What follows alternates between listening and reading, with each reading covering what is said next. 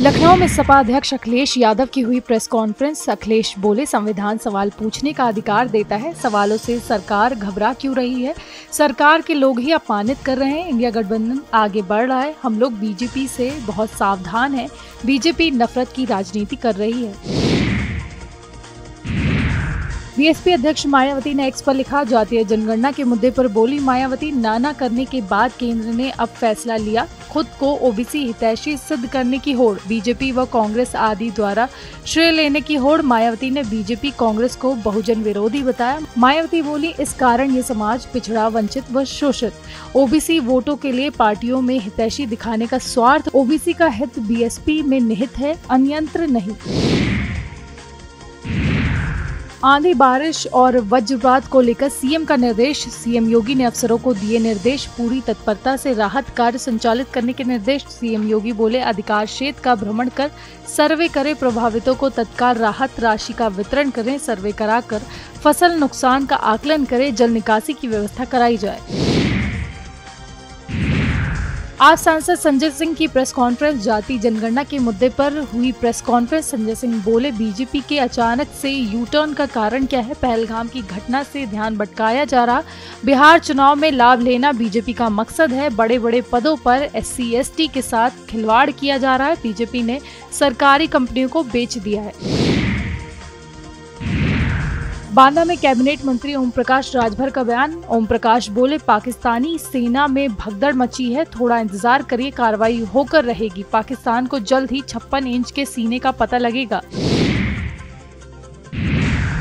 शाहजहांपुर में Ganga expressway पर air show. Ganga expressway की हवाई पट्टी पर air show. Rafale, Mirage, Jaguar दिखा रहे अपना दम।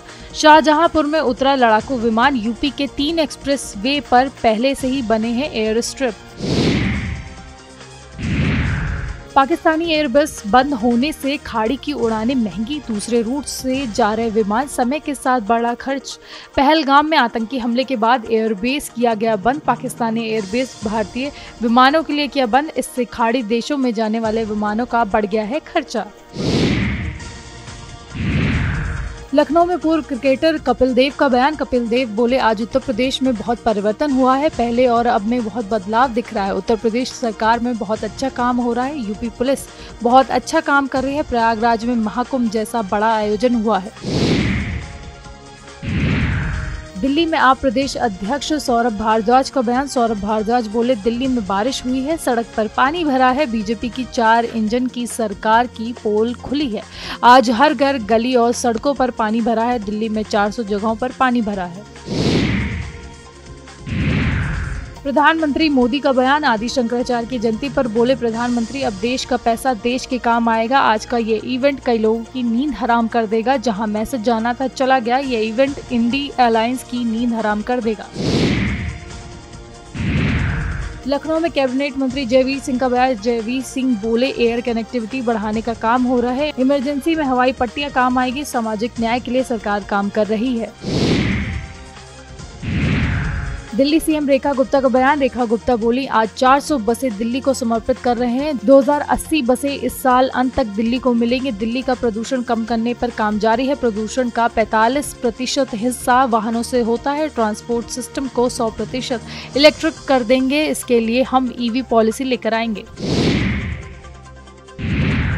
देहरादून में मुख्यमंत्री पुष्कर सिंह धामी का बयान। केदारनाथ रोपवे बनाने के बाद यात्रा आसान होगी। सरकार द्वारा लगातार इस यात्रा को सफल बनाया जा रहा। पीएम मोदी के प्रधानमंत्री बनते ही यह विकास हुआ है। चारों धाम की लगातार पीएम जानकारी लेते हैं। पहलगाम के राक्षसों का अंत होगा। पीएम मोदी के नेतृत्व में उनका अंत होकर रहेगा।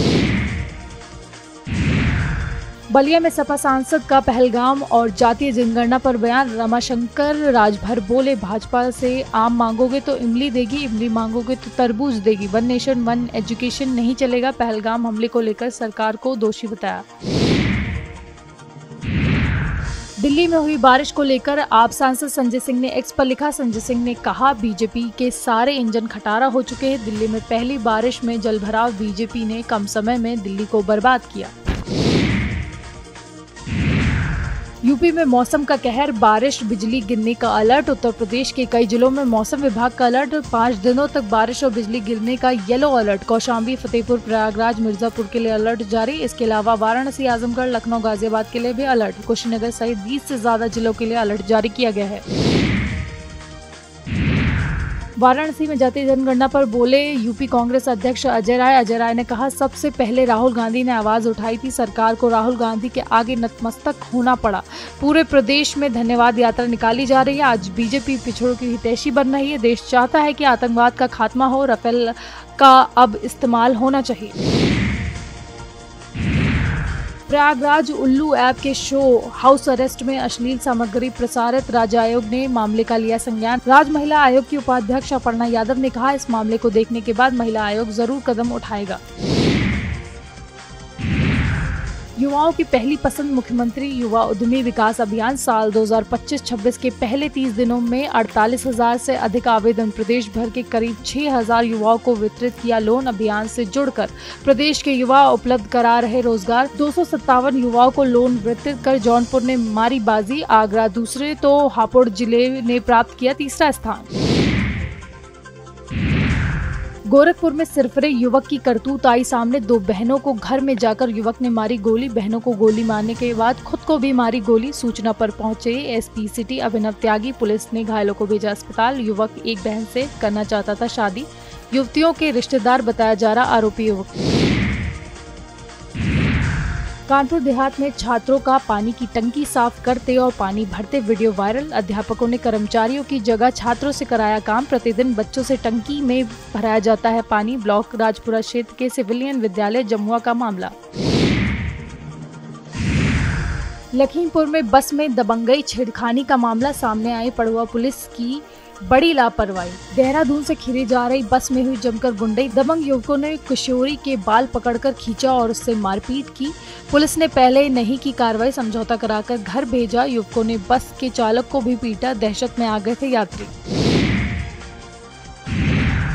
बस्ती जिला कारागार पहुंचे नेता विपक्ष माता प्रसाद पांडे। इरफान मलिक और सपा नेता त्र्यंबक पाठक से मिले। मुलाकात के बाद नेता विपक्ष जातीय जनगणना पर बोले, सरकार का जातीय जनगणना स्वीकारना सपा की जीत। सबसे पहले सपा ने जातीय जनगणना की उठाई थी आवाज।